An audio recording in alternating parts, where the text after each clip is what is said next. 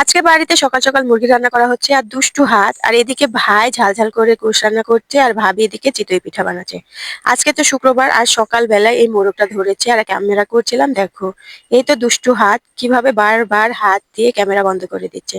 আমার দায়িত্ব হচ্ছে মুরগিটা কেটে বেছে পরিষ্কার করে দেওয়া, তার জন্য সকাল সকাল আমাকে মুরগিটা জবাই করে দিয়েছে আর সেটাই আমি কাটতে বসে পড়েছি। এই তো আমার কাটা বাছা শেষ, পরিষ্কার করে দিয়েছে, ভাবি মশলা করে দিয়েছে, ভাই এখানে ঝাল ঝাল করে রান্না করছে। ভাইয়ের হাতের রান্নাটা খুবই মজা হয়, ছোটবেলা থেকে রান্না করে এখনো আবদার করলে রান্না করে দেয়। আর এদিকে ভাবি আটা মাখিয়েছে, কি করবে জানি না। তারপর আমি লম্বা 2 ঘন্টা ঘুম দেই, ঘুম থেকে উঠে দেখি এখানে চিতই পিঠা বানাচ্ছে গরম গরম খাওয়ার জন্য।